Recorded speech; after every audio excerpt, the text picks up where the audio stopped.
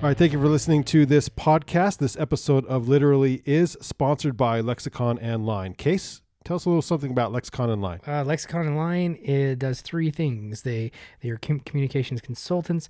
They teach professional business writing and speaking courses, and they are research and data evaluation experts. And you can find everything about Lexicon and Line at lexicononline.com. Please give them a visit, and thank you so much for sponsoring this podcast, Lexicon and Line.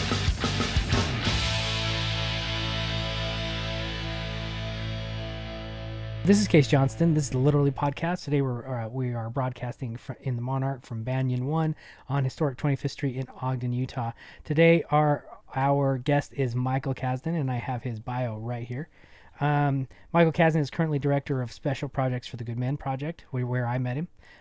He has held a number of leadership roles at the Good Men Project over time, including Senior Sports Editor, Lead Editor, and Executive Editor. He's the father of two who lives in Maplewood, New Jersey. Mike's day job is intellectual property lawyer, but his interests and avocations are numerous. Mike is passionate about education, entrepreneurship, and technology, and has served as a board member and advisor on strategic and legal issues to startup for-profit and nonprofit companies throughout his career. In the rest of his ever-shrinking spare time, he enjoys focusing his energies on projects and causes that impact the world and our society. He has spoken on a variety of issues in major media networks, including CNN, Al Jazeera, NPR, the Canadian Broadcast Company, and his writings have appeared in the HuffPost, Salon, Yahoo Parenting, The Daily Dot, and Redbook. He enjoys playing basketball, biking, fumbling around on the guitar, and on and off again relationship with running, which we need to talk about. Mike spends entirely too much time on Facebook and can be found oversharing and linking on Twitter at Michael Kasdan. All right, so I have a couple questions, and one starts anecdotally. You know me, I like to tell stories.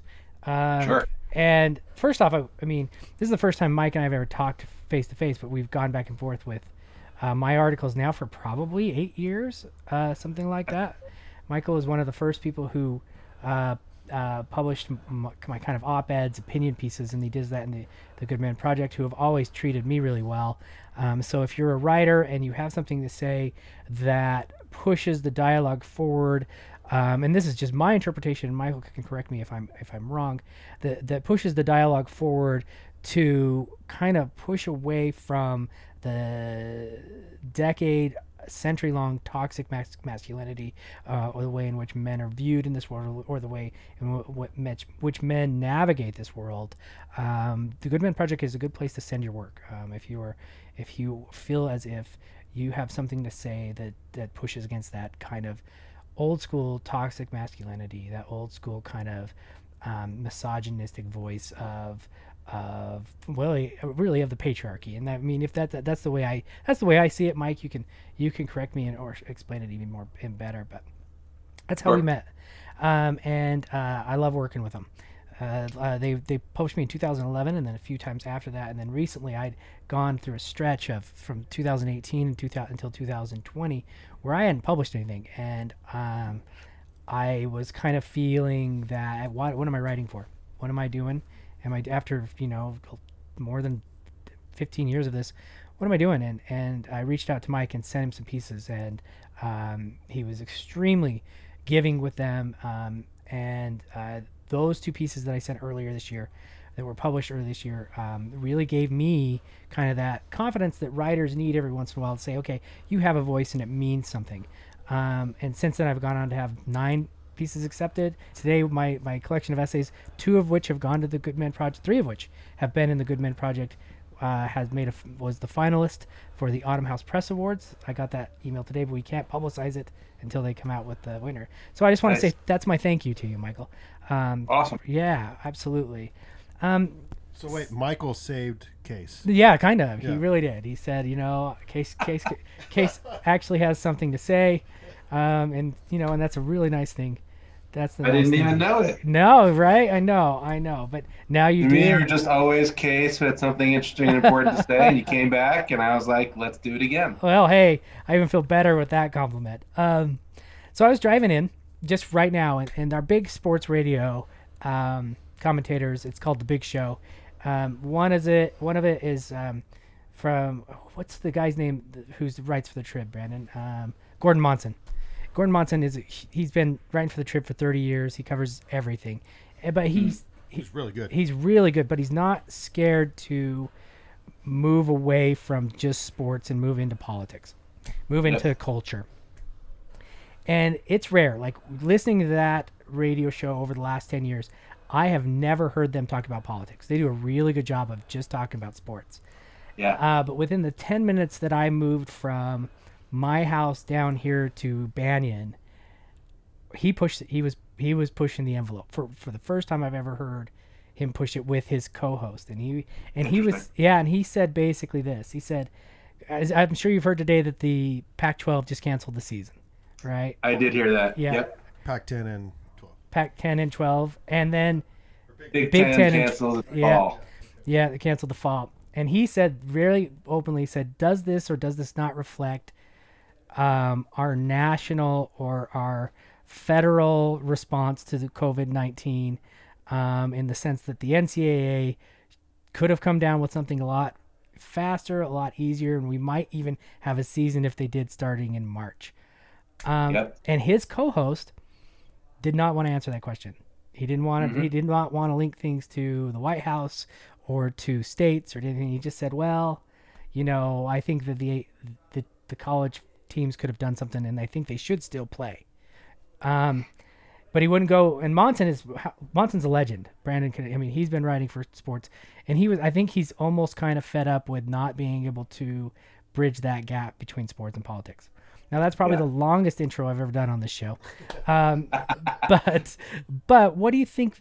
Like, if you were to look at that, and I mean, from the perspective of sports writers, because what you do all the time is link sports and politics and sports and culture and sports and manhood and masculinity. What do you think the fear of maybe in these local radio shows to make that cross-cultural discussion more tangible? Yeah, I mean, it's a great question. And I think it's one that we're seeing confronted a little bit more now than maybe it used to be. Maybe not enough in my view.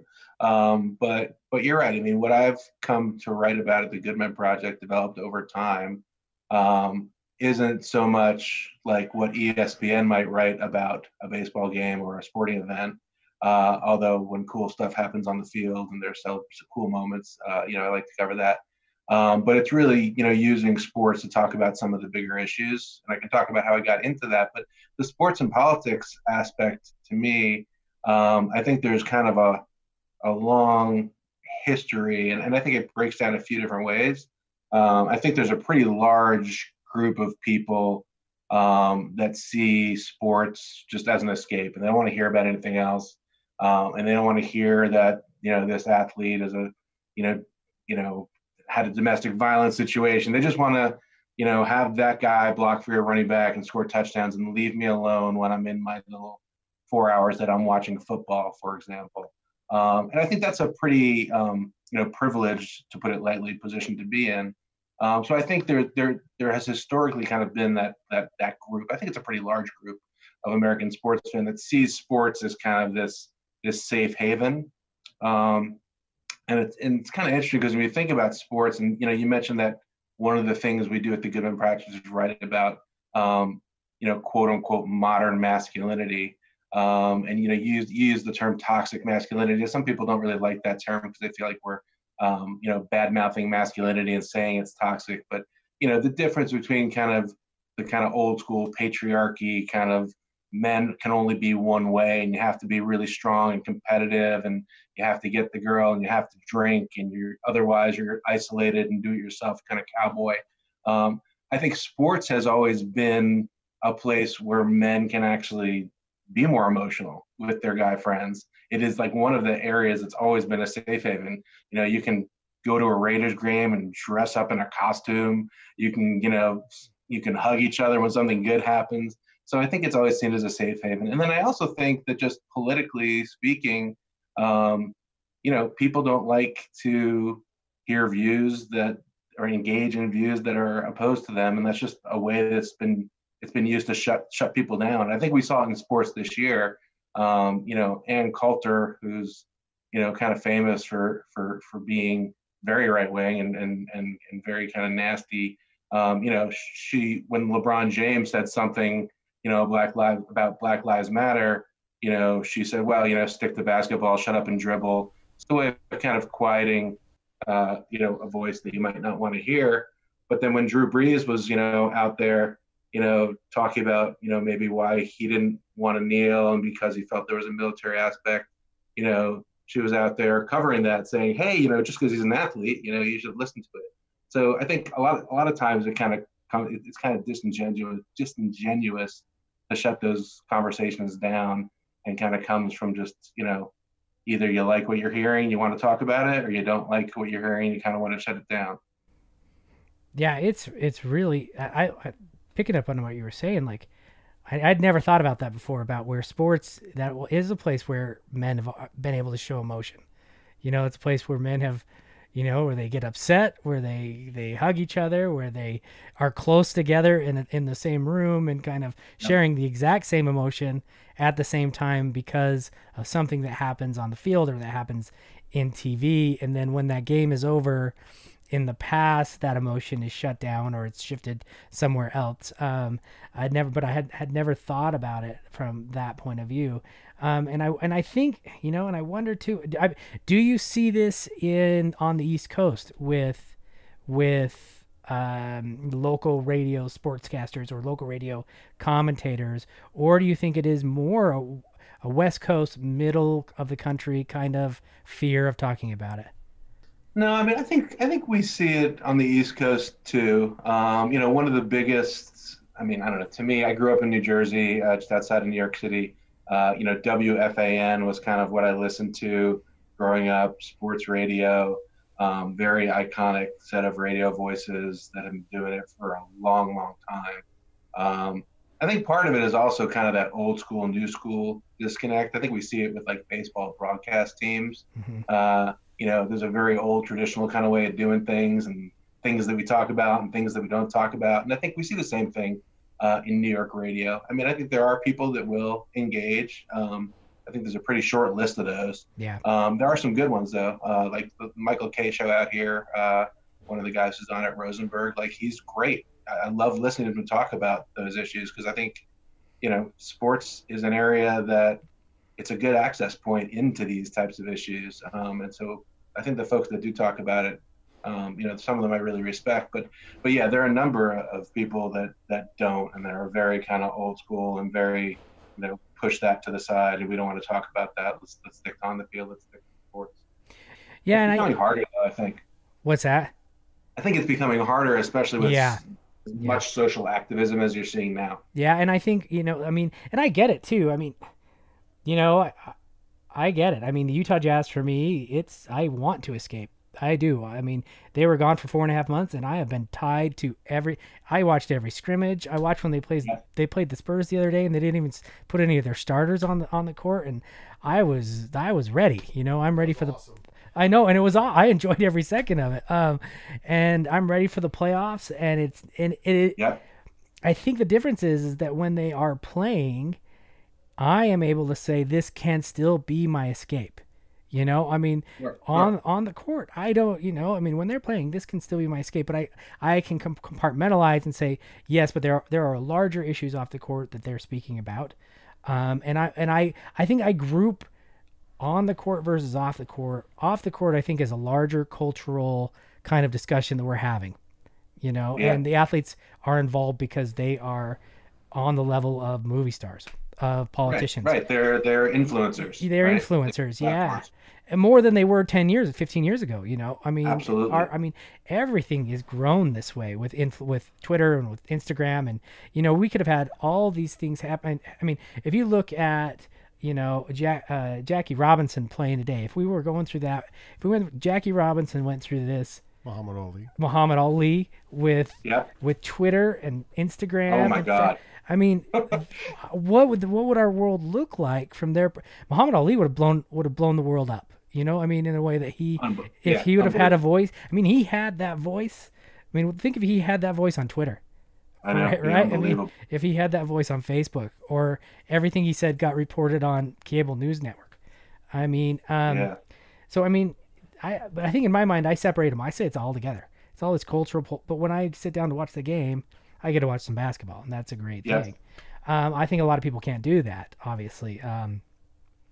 But I was wondering if it was more of the Western, more rural type of commentators. But Yeah, no, it's a good question. And but on what you were just talking about with which is how things have changed. I think some of it is a lot of it is right is social media driven. Before the platform that I had, even if they were famous, was very different mhm. in terms of being able to reach people as easily. So social media and that rise is a big part of it. But I also think it's not an accident that over time we're seeing players gain more power. If you look over like a long period in sports, whereas like becoming free agents, getting bigger money contracts, like the contract that Patrick Mahomes just signed Oh for yeah. $500 million. Um, that's and people talking or Mike Trout and people talking about next is owning a percentage of the team or something or wherever it goes next. That shift from hey, these are just people who we own and they play the sport for us Hmm. to these are the people that are recognized in terms of creating the value and compensated for that. So hey, what they think about as influencers matters. Hmm. I think that all kind of contributes to that shift that we're seeing.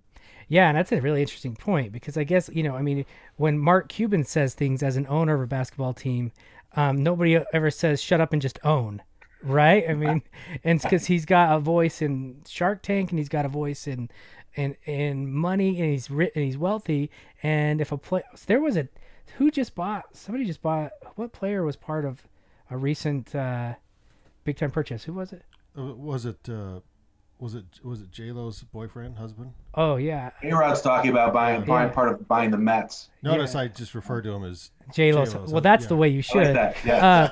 Um, But actually, no. Patrick Mahomes just bought Patrick, a piece of the Kansas City Royals. yeah, just about, yeah. And so that again, it's like it shifts the dialogue from, oh, now do you say to Patrick Mahomes, shut up and just own a major league franchise, and that it shows the hypocrisy of it, really.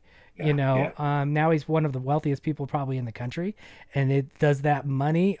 Well, up until this point, obviously, because LeBron was so rich, that the money didn't make a difference to people like Coulter or like Brandon said, Laura Ingraham. Um, Right. but now that they're owners and like you say, they're influential in a different way, creating content, is somebody going to say shut up and just own? Because they would have never said that to Cuban, or if they did, he wouldn't care or wouldn't make news. Um, Correct.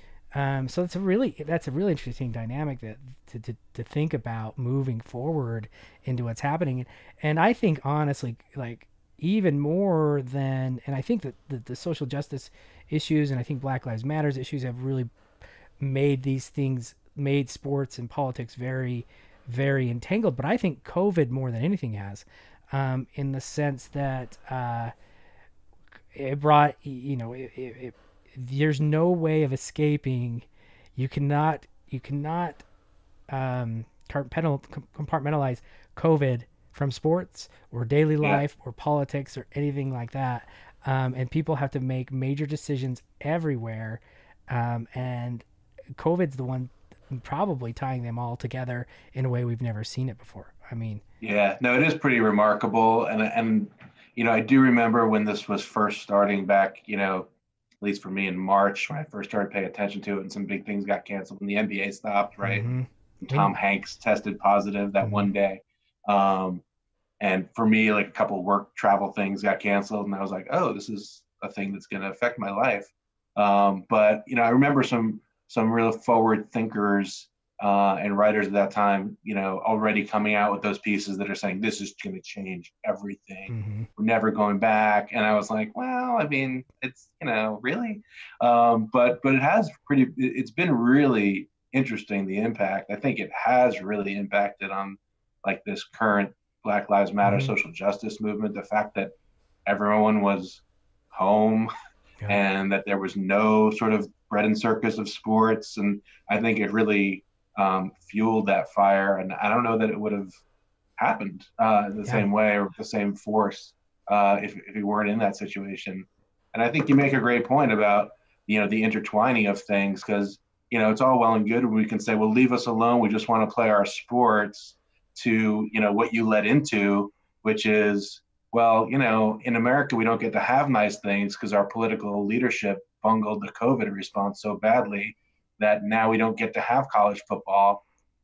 Whereas, New Zealand is now starting its rugby season because, politically they handled it differently. It mixes it and intertwines it in a way that's kind of inextricable. And I mean, but I think sports, has always been kind of political. If you think about the Olympics, I mean, it was sad to me to read, like I read today that, with Trump tweeting about playing college football, there was a paragraph in a Washington Post article that caught my eye that said, Trump and his advisors, the college football season and whether they play or not, is really important to him to show that, his response was adequate. And I was like, I mean, why don't you just focus instead on actually like making a plan? But it just shows that, both sides, the politics is always going to be there. And I think it's just really sharply in focus now. Yeah, it is. And I think, I think college football, I think football is different. I do. I think nobody's getting upset that the girls cross country team is not going out and taking and running this fall, on, yeah. I mean, I am, of course, but nobody's really talking about that. Yeah. And there's a lot of money and power there, right? Right. There's a lot of money. Mm-hmm. Yeah. And it is, I think football, sadly, I think football has become America's pastime, and it is what we care most about when it comes to sports. And to see that season, basically the season, I mean, I don't know what the NFL is going to do. I haven't seen that recently. But to see that season go away, I think that's largely impactful on on us as a country to see football go away. And it has a real big cultural impact, more so than you have to wear a mask when you go to Target. To that mm-hmm. people can push back on when you say now this entire thing can't happen. Mm-hmm. That does have a big impact, and it does impacts a lot of people. Yeah, it does. And I think it's probably the biggest thing that's, if the NFL goes, that's going to be crazy. It's going to be the biggest. I think college football's going away is the biggest thing that we've had to cancel. I think NBA people cared, but I don't think they cared nearly as much. Baseball the same way. Hockey, they're doing what they want to do.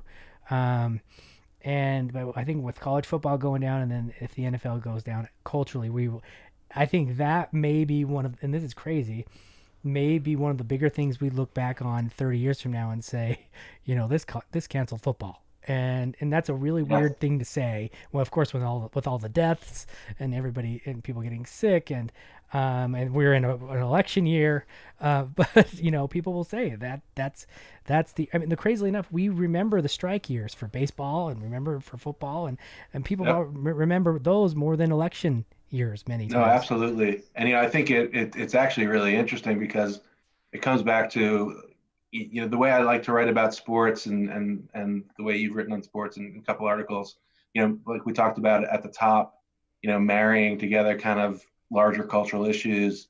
It is interesting because sports does have that power. Football going away does have that cultural currency because, right, like they said in that book and movie about CTE, right, like they own a day of the week, like more so than the church does.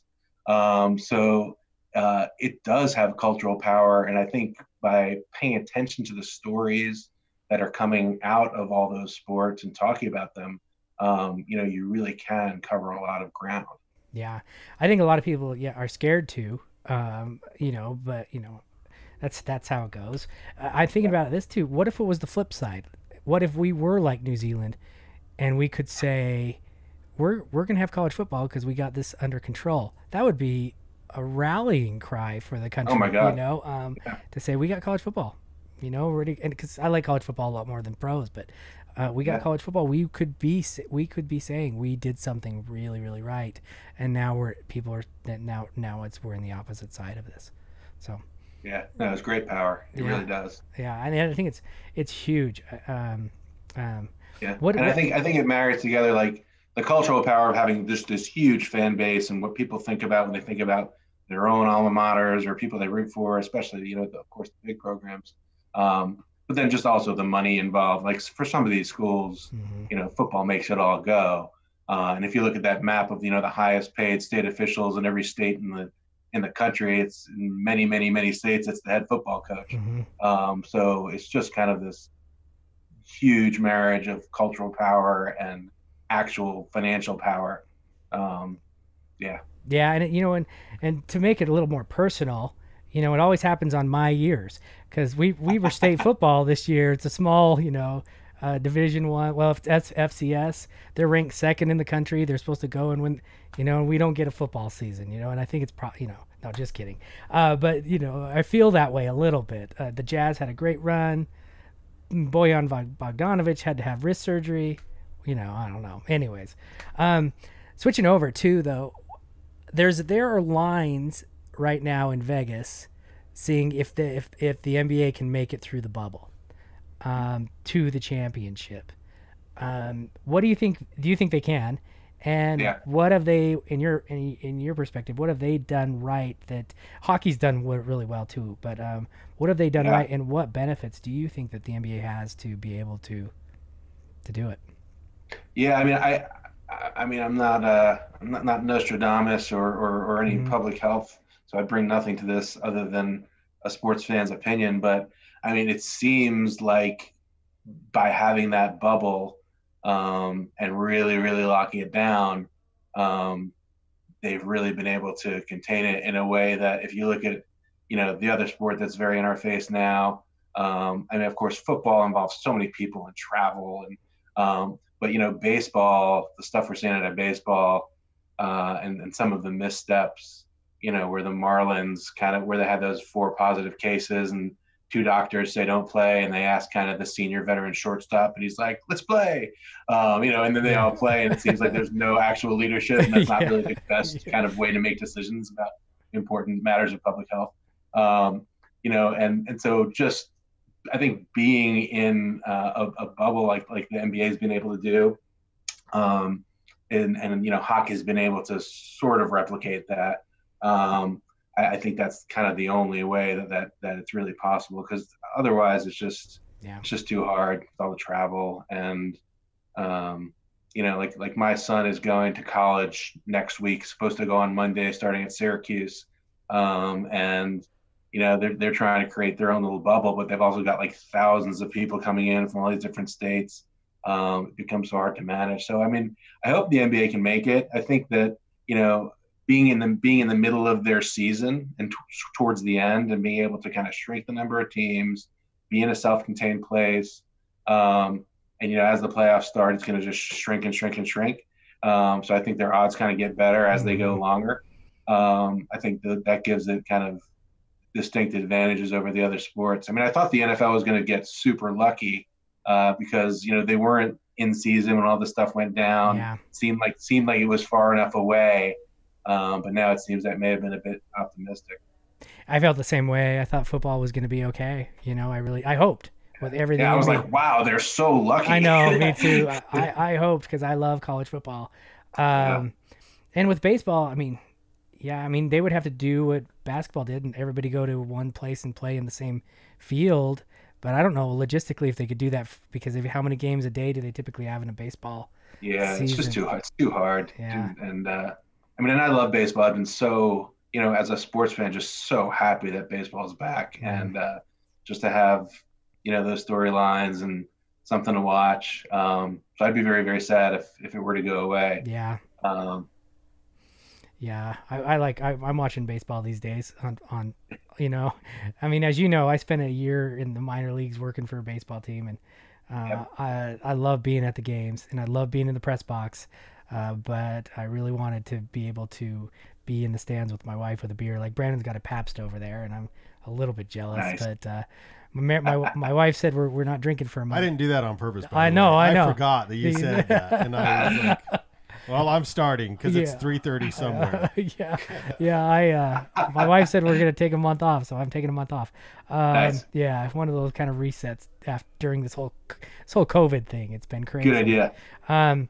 So I mean, that's really most of my questions. I had another one too as an editor. So when you're looking at stuff that comes across your desk, because you have to make decisions on what gets published and what doesn't. Yeah. What are the things? So if somebody is writing about sports or writing about politics or writing about in all of the other different areas that you do cover, what is because I hope that I let my students listen to this. I put this in any class that I teach. I share my podcasts. Cool. What is it for young writers, budding writers, that gives you as an editor, what makes you nod a yes, or what makes you nod, well, a maybe, or what makes you nod, well, this no? Sure. Maybe outside of just grammar and stuff like that, you know? Yeah, no, of course. The grammar you can always work with. Yeah. I mean, I think to me, and I, I've started, writing about sports. I kind of just fell into that job. I was coaching Little League and playing 35-year-old white man pickup basketball. Mm-hmm. I had a couple stories I wanted to tell, and I wrote a couple sports pieces. But, now over the past many years, we've kind of covered all these different topics across the spectrum of, when you talk about modern masculinity, it's relationships, it's mental health, it's families, it's politics, it's sexism and racism, and so there's so many issues, and I think across all those issues, I think that storytelling and to have kind of when you read something, I think the best way to change make and to make an impact is to be able to tell a good story, something that's relatable. So I always look to see if there's a good hook. It's easy to recognize good writing. Some people come in and it's really great the first time around, and you're just like, this is just great writing and great storytelling. The way it's put together, it generates kind of it has a good kind of flow to it. Other times it's just kind of a kernel of a good idea. Like, this is just a cool take. This is a neat angle. This is something that we want to, this is an issue that we think is important. And you have kind of the kernel of a good idea, and, the writing and how it's kind of put together needs a little bit of work. And, I'm happy to do that because that's fun if it's a good idea. So I think, that's kind of an all over the place answer, but I think, sometimes it's like, that's a really cool idea and we can develop the rest. And sometimes it's more, this is just great storytelling and needs a little bit of work. That's good. It's good to hear. Let's embarrass Case a little bit. What did you enjoy about Case's submissions? Well, Case, so we've done commas. A bunch of stuff commas. The use of commas. So I think so many years ago. So you did that Why We Run submission, right? Mm-hmm. So I had a series that I conceived of years ago that was just asking people the simple question, why they run. And it was really more a way of getting at people's stories. And people, I mean, there's all sorts of really intimate, awesome submissions that we had. And I think Case, I think yours was I remember it, wasn't it like a running group that you had in Utah? It kind of stuck with me. So I thought that was a really cool piece. Look, I mean, Case invited me on his podcast, and so, I mean, I would like to say nice things about him, but I don't have to. But I think Case's writing to me is good angle, an issue I want to talk about, and it's just well written and well crafted. So I don't know if that accomplishes the embarrassed Case goal. It did, but I love the Why We Run stuff, and the stuff about the Jazz. I just think it's it's cool because it's we're all tribal about something, and you kind of see yourself in the way. I mean, I'm sadder because I'm a Knicks fan, but you see reflections of yourself and kind of the craziness that people love their team, but also the ability to kind of pull up a level and say, let's talk about this bigger issue also. So I've enjoyed working together. Yeah, I've enjoyed it. Thanks, Brandon. I really appreciate that. No, I tried. I like Case's self-deprecation and humor. I think it comes across well. And, definitely. Yeah, it's good. Well, when you live my life, it's easy. It's easy to self-deprecate. Hard to brag, huh? Where I'm always doing something stupid to be a hook for a story. That's for sure. That's good. It was a piece about Why We Run. It was about the Ogden Pub Runners, who are currently on hiatus, and who now we are a nonprofit. We have lots of roots in the Ogden area. We do things socially and locally and volunteerism and everything. And I've got a lot of pushback right now because we are not running again.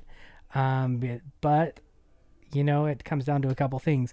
One of them, I don't want to be the guy in charge who one evening brings 70 people to a bar, and that gets out on Facebook and Instagram, and it shows like, oh, they obviously don't care about what's going on here. So I've had a lot of kickback on that about why are we not tough, because those are our social outlets, right? I mean, yeah, it's hard. It's huge for me. I've been doing it for 9 years now, and we've gotten huge. I would say our average, we probably see 400 different runners every year, and that's awesome. in the spring, in the summer, in the fall, we probably average 40 to 70 a night. That's awesome. And it's great, but again, if we came back and we all have to sit at different tables, first off, I don't want to overrun our local businesses who are doing their best to keep their doors open. That's the thing. We show up with 70 people, see that the health department sees that 70 people are there. They could shut them down, if they let us in. If there's other folks, we're not there yet. Nope, I'm not. We're just not there yet. I don't want to put these local establishments at risk either, or anybody else. And people have told me, well, we can fudge it. We can do this and this. I'm like, I'm not in the business of fudging it either. I mean, I believe in, I believe in the health standards here. So we're going to follow the rules. But I mean, COVID aside, it's a pretty awesome thing to have built. And I think it, it speaks to kind of like, we're social creatures, and running or sports is kind of one aspect, but we're also just hanging out and participating in each other's lives. And like, I remember my ex brother-in-law, good guy, he was a big rollerblader. And when we lived in Philadelphia, he had this group that he would rollerblade with, through the streets of Philadelphia, down the art museum, 40, 50 people. That was just this huge social outlet. And, whether it's pick up basketball with, the 10, 15 guys that and, the smack talk and catching up on life that goes around with it. That's the grease that makes it all go. It's true. And even though, I'm on the very kind of like, I'm on the very, very, what word am I looking? I'm on the very conservative side of COVID is in the sense that I think we need to be as cautious as absolutely possible. We need to have the masks. We need to do all. Yeah. I'm on that side, but at the same time, I'm sick of it. I want that running group back. I want all these things. And so, I mean, that's the longer it goes, the longer we have to deal with our own kind of, struggles with not having our social groups, and that's going to weigh on us. And so I wish that, I wish our president was true, and I wish it would just disappear, but I don't think that's going to happen. So, it is hard. I miss that stuff, even though like I said, I'm on the side of, we need to be as cautious and listen to the science as much as possible. I'm still like, I'm at home all the time, so it's hard. Yeah, that's just being human, right? Yeah. I mean, Zoom's great and everything, but like, we're social creatures. It's kind of, that's how we're built. Yeah, it's true. Well, great. I mean, thanks for chatting with us. It's a lot of fun. Yeah, this is Case Johnston. This is the Literally Podcast. Today we had Michael Kasdan on, who's a writer, editor, and a lawyer. And I mean, how did you make that kind of transition from the day job of law to doing all this other social, social causes with the writing and with the editing? Where did that come about? Yeah, just like mostly randomly, like most things in life, I guess. I just met folks through the Good Men Project, through friends of friends, and like I said, I was coaching Little League and doing some sports stuff. I had a couple sports stories inside me, and they were like, "Oh yeah, come aboard. It'll be an easy lift." And we have 2 other people doing sports. And then a month later, those 2 people moved on, and I was the senior sports editor, and away we go. Yeah. Well, it's one of those things. I always tell my son, it never hurts to say yes, because you never know where that one yes is going to take you. Yeah. So that's one of the lessons I like to tell him. Well, thanks so much for joining us. It's great to see your face. It's great to talk in person, kind of, and you're welcome to join us any other time, right, Brandon? Yeah, anytime. So rock on. All right, that'd be great. So, thanks for having me on, and I'll talk to you guys soon. Cheers.